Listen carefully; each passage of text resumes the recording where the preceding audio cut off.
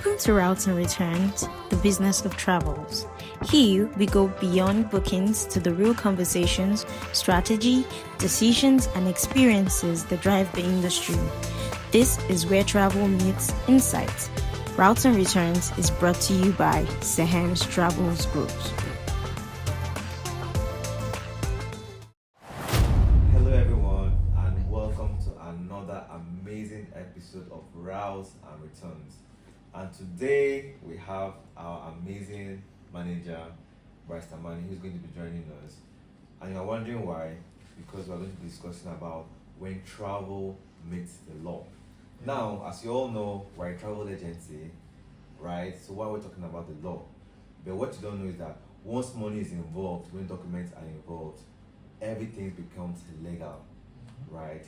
And in our midst, we have our general manager, who is also a law with several years at the bar, who is going to be answering some questions, and we are going to be having some amazing discussions about this. Welcome, Barrister Manny. Thank you very much. Thank you very much, CEO Mr. David. It's really good to be here. And this podcast is very dear to my heart. I always watch it. I always watch it. Anytime it's out, I take out time to watch it because there's always something amazing and something new to learn. So I'm really honored to be here in this podcast. Yeah. Pleasure to have you as well. So tell me, as a lawyer, you've been working in a travel agency for how long, and how has it been an experience so far? Well, this experience has really been very beautiful for me because one thing that I always tell people is that as a lawyer you can find yourself anywhere because the law is in every single thing, everything. If you are you talking aviation, are you talking traveling, are you talking tours, are you talking visa, are you talking immigration? The law is in everything. So there's no escaping the law. That's one thing. So as a lawyer, you can be in any industry at all. So be it finance, whichever one. So for me, I've been a lawyer for 10 years now. Wow. Yeah. I look young, yeah. Yeah, I've been a lawyer for 10 years, and I've been in the travel industry specifically for roughly 5 to 6 years. Wow. Yeah.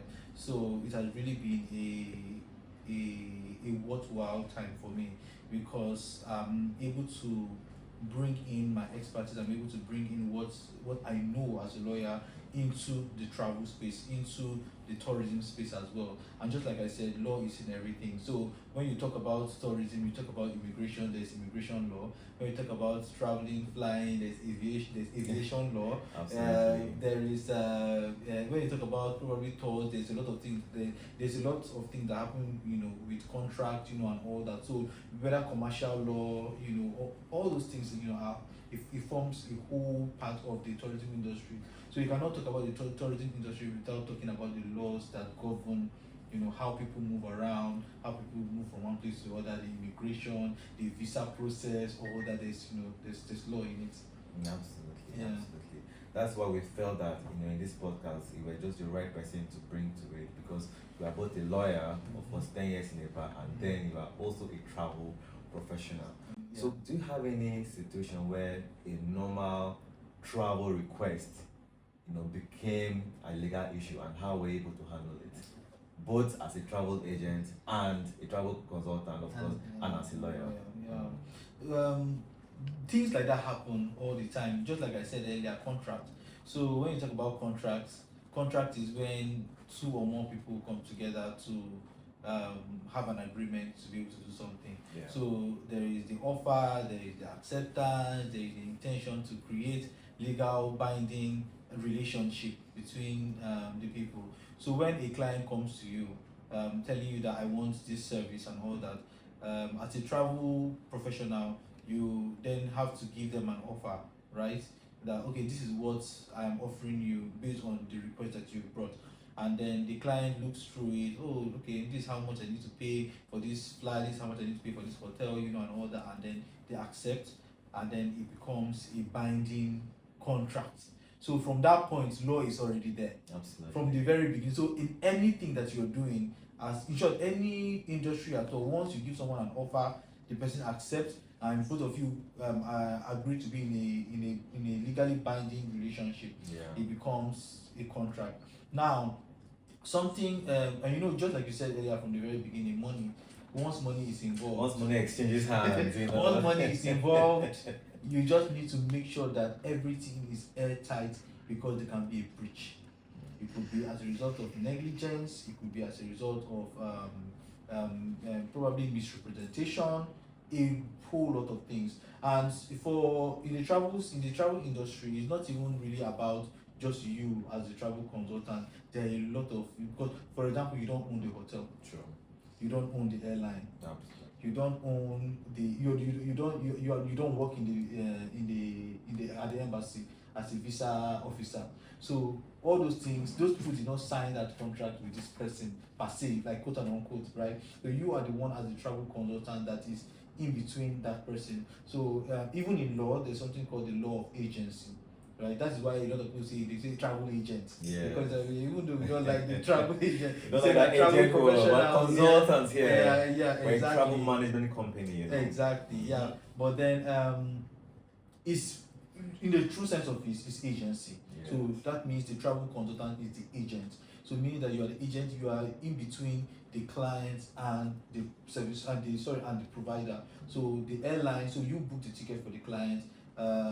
So you are the agent in between that airline and the client. You book the hotel for that client. You are the agent in between that client and the hotel. You assist that person in doing the visa application, and all that. You are sort of the agent. So for that, in that situation, it's a bit different, but you're sort of like the agent, because you are responsible for making sure that their visa process, goes well, everything goes well, their documentation is in check. We put the checklist out, make sure that everything is in place, which is what we're doing at CM Travels. Just make sure that's one of the services that we provide. So we make sure that we put make sure all documents are in place, everything. Sometimes you might just go on the website and look at what the embassy has written, but it goes beyond what that embassy has written, because sometimes you might not really understand the nitty-gritties behind it. So that's what the travel consultant will help you to do, to make sure that they assist you to put all your documents together, and you then go to submit an But that is why the agent,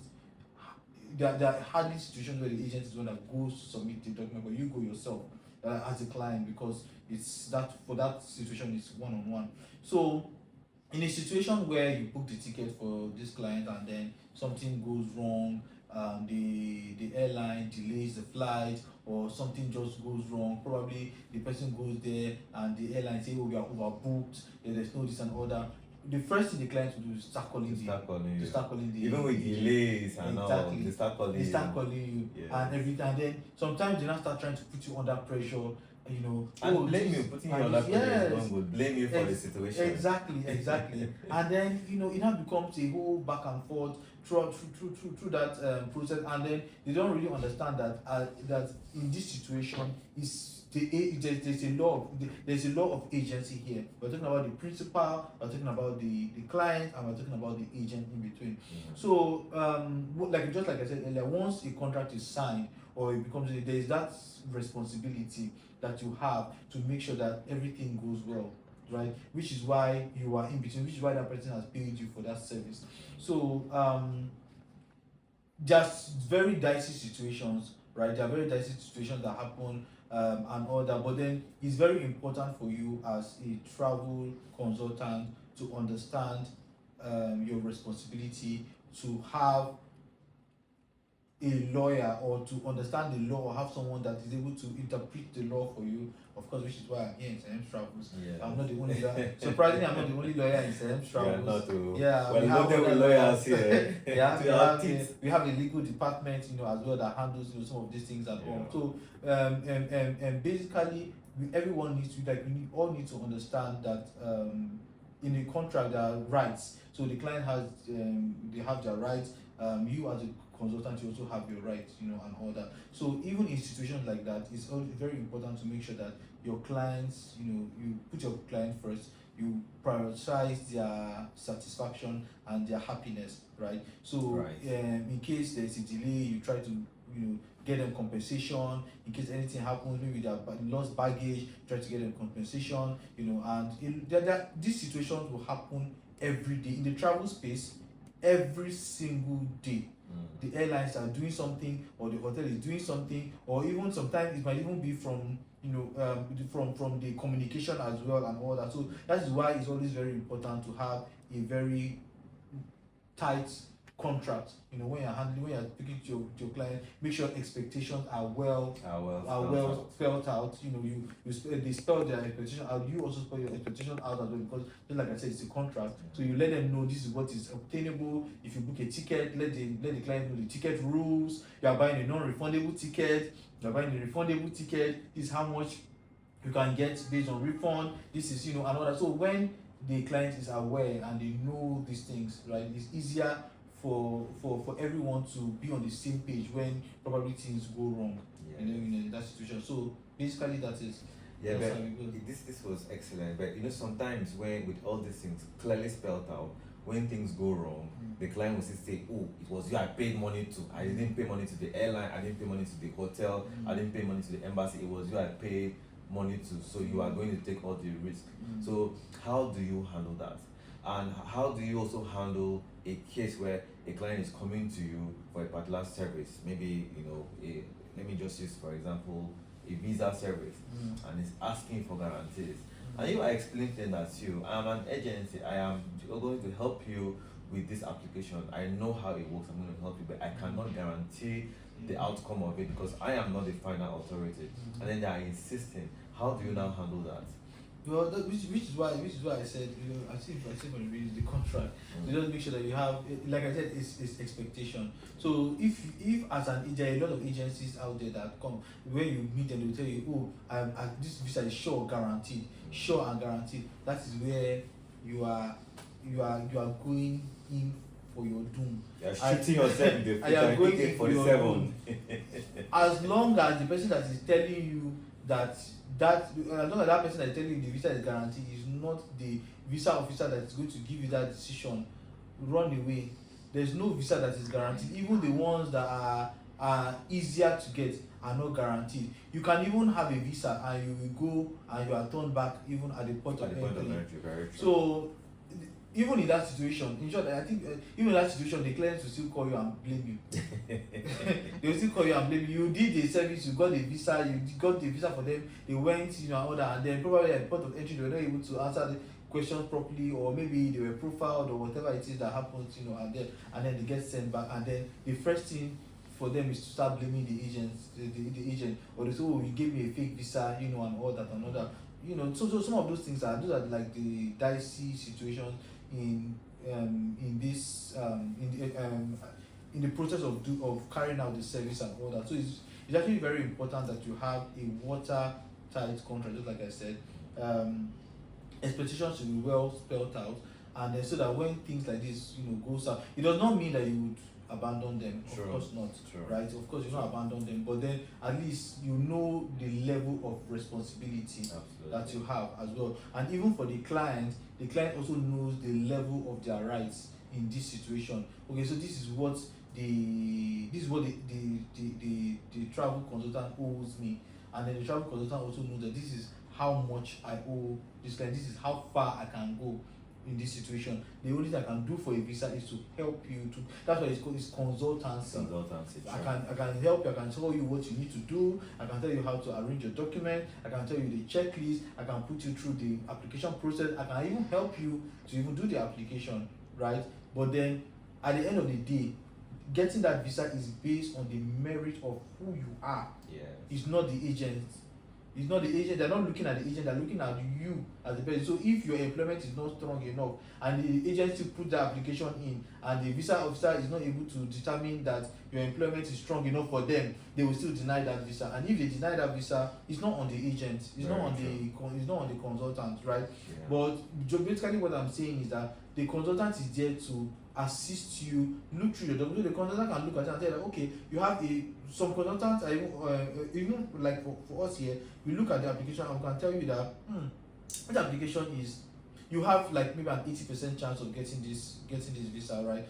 It's even the other 80%, not like it's guaranteed, but just say that based on what we are seeing and based on the trend and based on how travel history, your employment, money on account, exactly, and all that, we can tell that okay, you have an 80% this thing.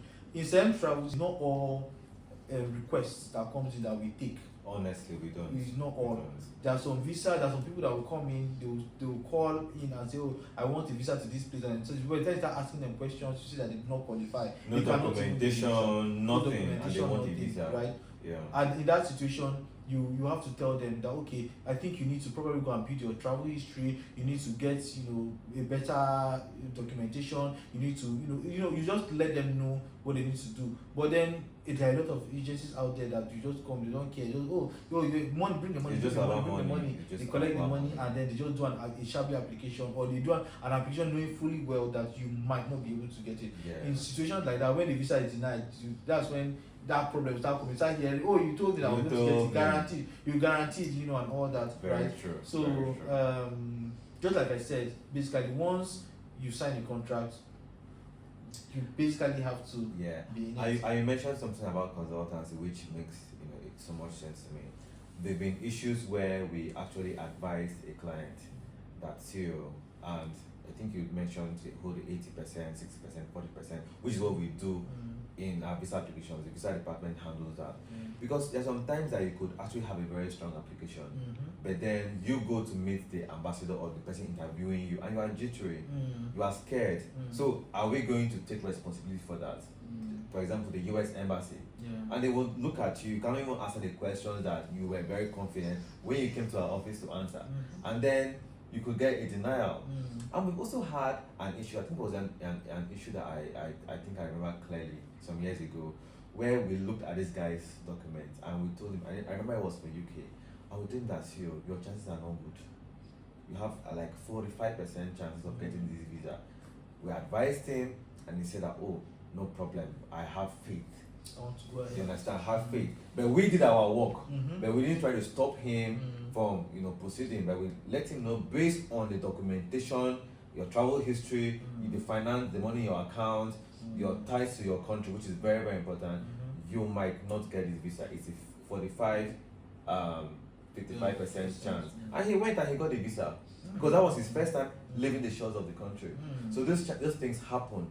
So it can be either good or bad, but it is our role to always educate the client to know their responsibilities, and us too to know our responsibilities as well. Yeah. Those issues mostly come out when they say, "Oh, you did not tell me." He did not You tell did not me. But It you is would not- have told me. Yeah. That's where the major issue Exactly. is. Exactly. Although that's why it's important to always put it out there, like Yeah. let the client know what they are getting into. It is very, very, very important. Yeah. Do you believe a customer is always king or is always right? Now let me just lay a background to this. There are some times where we do everything we need to do, right? We educate them, we instruct them. Let us say let me just use an example of a flight. We have our responsibilities, but we book your ticket, we let you know the timing of your flight. We send reminders. Maybe the communications department will send you a reminder that, oh, your flight is the next day, maybe tomorrow, 20th of August, right? And then the day of the flight, they still remind you. And then when they miss that flight, they will still try to blame us. And then, as I said earlier on, the role of argument is that, oh, it was you I paid money to. So we educated you about your fare rules.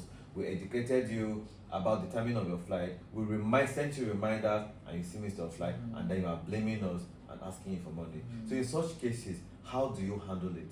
Is the customer always right? Is he always right, as they say? Or how do you not mitigate those kind of things? Well, the customer is always right. It's a customer care thing. It's a customer reality, care right? thing, not a reality. Yeah, because the customer. Why do you think that we have a lot of cases in court of breach of contract? That is because the company did not feel like the customer was right as well. So it's just a customer care thing to just let the customer know that of course we value you, and even in, just like I said, even in situations like that, we will not leave you hanging, right? But I think earlier when I was speaking earlier, are we going to accept that of we course were right and we were wrong? Oh, okay. So basically, that's what I said. So earlier when I was speaking, I was talking about the level of responsibility. That's what I said. So I said that, of course, as a travel consultant, when you have a contract in place, with your client. You've done everything that you need to do from your own end to make sure that everything is okay. There's no misrepresentation, there's no negligence, from your own end. You know that you know your level of responsibility. That's why I say you know your level of responsibility. So a client missing their flight is really not, especially in the situation where you've done your best, you've done everything that you have to do, and all that. It's not a responsibility that you should take, right?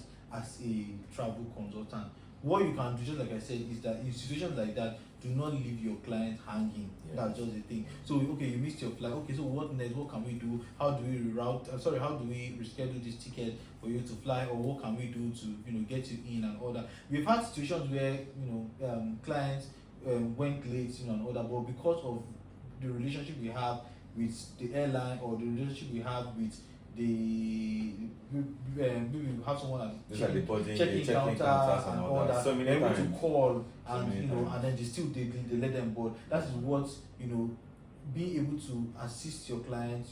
That's where it comes in, right? So, but it shouldn't be a situation where the client goes but then it shouldn't be that the client is blaming the travel agency or the travel consultant for missing their flight. At that point, like I said, the level of responsibility doesn't carry water. Yeah. At that point. So that's why I said earlier that the contract is for both parties. It's not just for one party, it's for both parties. Both of you have your responsibilities, you also have your rights, as well. As long as the client is aware. You even went, as a travel agency, you even went extra miles to even send reminders, over and over. Like I know that within the office here, apart from the reminders that the airline give, we also send reminders. We have our customer care team call the clients and remind. I will check the client in. Yes, we do want to check you. Also, do you want to check? Do you want us to check you in? Are you sure? Are you on your way to the airport? Are you there? And all that. So we do all these things as well, just so that the client is not left hanging. So if at the end after doing all these, the client is still not able to handle that, of course, at that point you can't take responsibility for something that is beyond your control. So as long as, like I said, as long as it's not negligence, it's not misrepresentation, everyone has to understand their responsibility. I think the takeaway from what you said is you don't need to say okay, it was my fault, because it was actually not your fault. But then you also don't say that, oh, you are on your own. It's not my fault, so you're on your own. You may be in your right, but at the end of the day, you may lose our client. So even though it's not our fault as a company, we still take care of you, we still empathize with you, and we still try to bring a solution to the current problem you're facing. Which reminds me of a client. I think a client that we handled, I think in 2020 or so. It was British Airways. She boarded from London. I think she was on business class to come to Nigeria. And then we had done the check-ins. We had even spoken to her because she was, of course, she was a hit.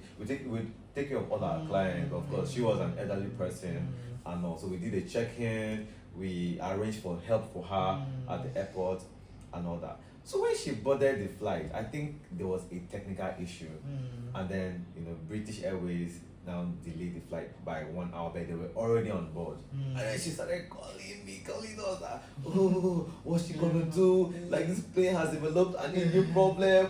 So of course I would have just said that, madam, this is not our responsibility. We are not the airline, we are not the aircraft engineers and all that, right?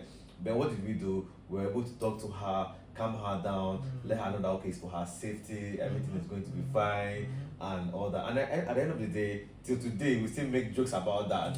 When I want to look for her trouble, she's an elderly woman, I'll just remind her that, madam, you were scared of stuff like that, and it became a joke. Now, so some of these things happen, right? And we are clearly not in the wrong.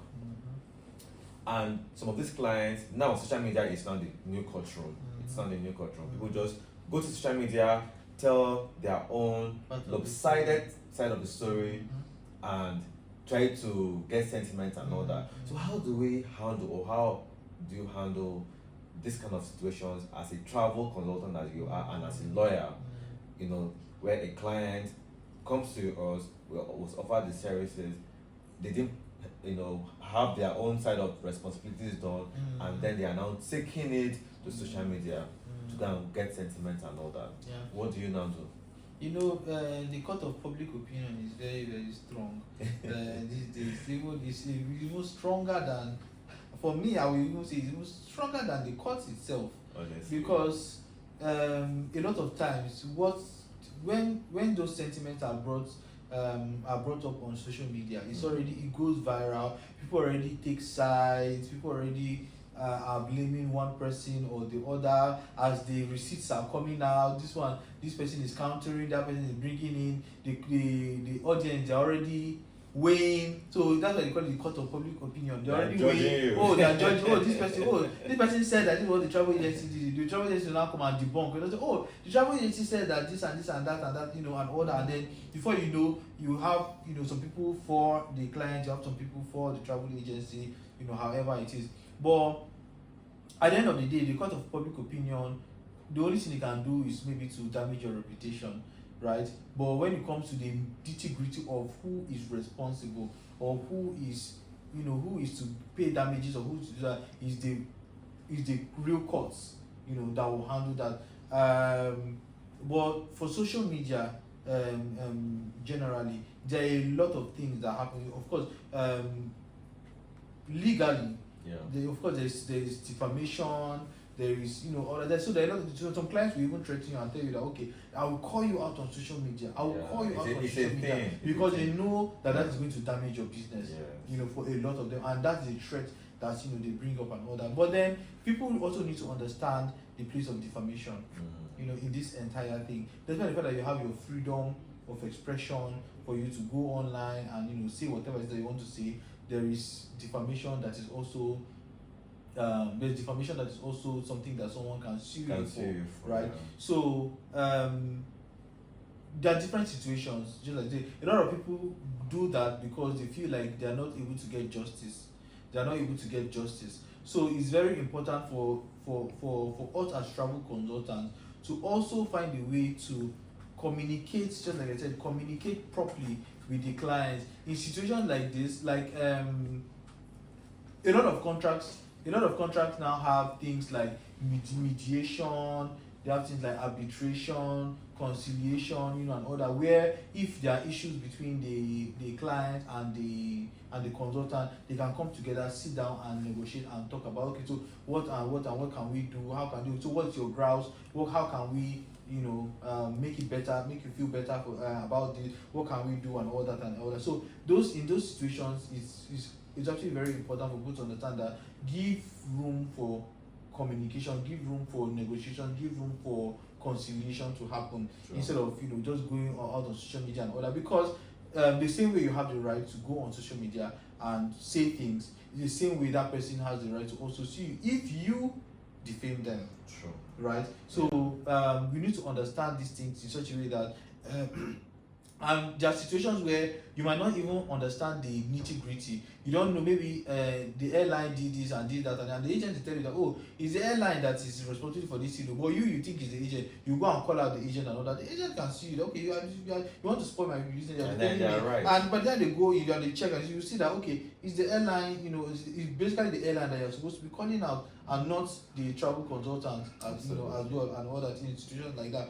But then, just like I said, the social media is a court of public opinion. However it is, whatever comes out and all that, I just feel like people should be more open to having conversations, to having resolutions, than resolving the dispute than going to call out, because it might actually be, they might have done 100 good things, but it was just that one thing they don't want to use to spoil the entire business. And we have lots of stories to some of these things, but Yes. because of time, we might not be able to trash it. But let me just ask you my last question before we go to the rapid questions and round up, because my team are already signaling me for time. So let us say you are not a travel consultant. You are a lawyer to someone that wants to make a choice of choosing a travel company to work with. Let me say a corporate, because we are very big in handling corporate, to handle lots of corporate clients around Africa and also in Nigeria. What would you advise your client to look out for in a travel management company before choosing that kind of company? Very important. It's very important. It's called due diligence, of course. Yeah. So, as a person that wants to use this is my advice to anybody that wants to use a travel company, right? It's important for you to know that there are a lot of scammers out there. There are a lot of scammers out there. One thing, look at the company. One, are they properly registered? Right? Are they a properly registered travel company in Nigeria or in whichever country that you want to use them for? Very important. If that company is not registered, I would not advise you to use them, because at the end of the day, when things go wrong, you don't even know who to sue or who to even follow up with. Apart from that, you can also look at the necessary statutory registrations they need to do. Do they belong to the right associations? Do they have the right affiliations? Like I know that for Sahem Travels, of course, duly registered company, membership of NANTA, Nigerian Association, National Association of Nigerian Travel Agencies, NATOP, that's the one that's the National Association for Tour Operators, ITPN. We are both members of ITPN, right? Institute for Tourism Professionals in Nigeria, and a couple of other NCAA registration license, IATA license, and all that. So all those licenses are very important, because it's solid 10 when it comes to certifications and registration. Very, very solid 10. There's no license that you would look for that you will not see, right? And one thing about licensing is that what licensing does for a company is that, because most of these associations they're not joining the association just for the name's sake. There are a lot of things that these associations come together to do, a lot of trainings that they do, a lot of standards setting that they do, that as a company you set those standards because you are a member of that, or because you are inducted into that fellowship. You have to maintain that standard. When you swear, when you raise your hand and you swear, so as I'm joining NANTA, this is the standard I'm going to maintain. You know that you are maintaining that standard, as against somebody that is just doing roadside that is doing it from their list, that they don't have any standard, they do not have anything, that they don't have anyone regulating them, right? So you need to also look into those. You need to look into those regulatory things. Then I think it's also important for you to look at the track record of the company, right? I'm not saying that you should not use a new company. You can give new companies chance. Of course, it's very important. For Sahem Travels, when Sahem Travels started, I'm sure there is a person that is the first client Sahem Travels ever had. No matter how it is, there's always that first client that looked at you and took a chance. And trusted you. And took a chance, right? So, but then track record is also very important for someone that, you look at the track record. These people, how have they been faring? How have they been handling these things and all that and everything? And I'm very sure that if you go to Sahem Travels, all the our social media pages and all that, you will see the testimonials from there. You will see the number of people that have used Sahem Travels over the years. Sahem Travels is over 10 years, has been in business for over 14 years. What actually 14 years? What am I even saying? 14 years, right? So you will see the track record and you will see the consistency, right? So that's also something that I would advise my clients to look out for. Also, of course, you are going to the digital age and all that, so it's actually not about, but you can also maybe try to see whether you can also visit the office. They have a physical office, have a physical office, you can visit them. Of course, I know that there's a digital age now. Some people work out of their homes and all that, so there's no physical office per se.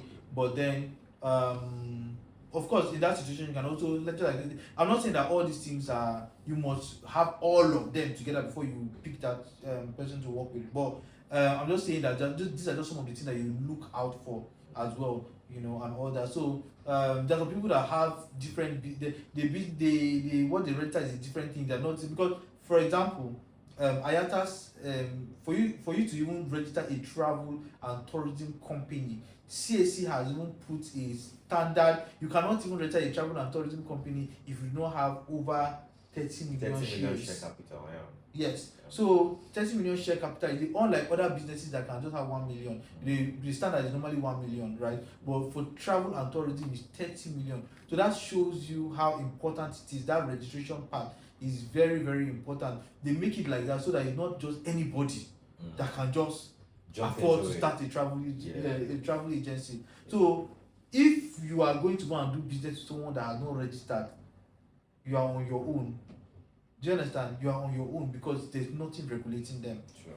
So that regulation is actually very, very, very important. You should look out for that. And I can tell you and I can assure you that if SEM travels, everything is covered. Everything is there. All regulations are covered. Every regulation is covered, and we don't just have a physical building. Some people, when you go to their offices, it tells you everything you need to know. You know, but for us, I think we're in Abuja, Yes. we're in Lagos, we're in Nairobi as well. We have physical offices, we have staff can relate with different departments and all that. So that is really, really important. Due diligence is key when making every business decision, and of course, in this case, travel decisions as well. I'm going to ask some rapid fire questions so that we can just try and round out. Can someone see over a bad holiday? Rapid fire. Can someone see Over a bad holiday, yes. Yes. Okay. Is no refund always enforceable? Is no refund always impossible? Yes. No, not always. Okay. Are WhatsApp messages legally binding? Yes, yes, yes. Can businesses blacklist difficult customers? Most definitely yes. I agree with that 100%. Most definitely yes. Can hotels legally refuse guests?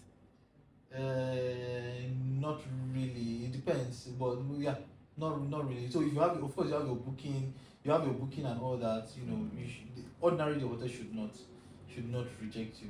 Okay. So should every travel agency have a lawyer on retainership basis?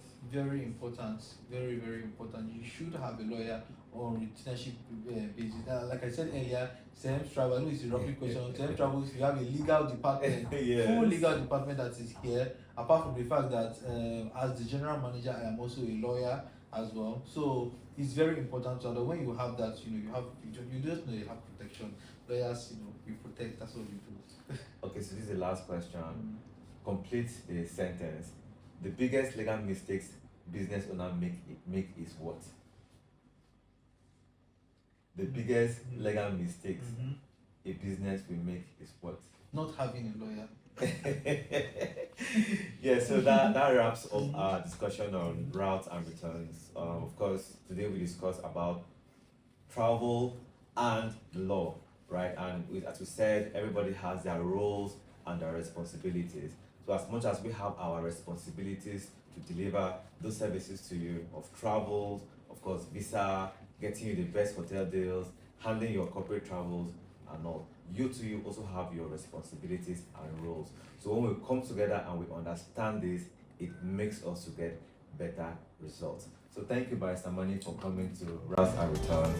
And please go to our YouTube page where you can follow us on Routes and Returns. Make sure you subscribe. Most of you guys are watching this episode but you are not subscribing. When you subscribe, it helps us to spread the word to other people who will know about this and also learn. And also, of course, like and comment. If there's any discussion you want us to talk about, any destination or any topic regarding travel, tourism, and the business of travel, let us know in the comment section so that we can serve you more. Thank you so much and have a blessed day.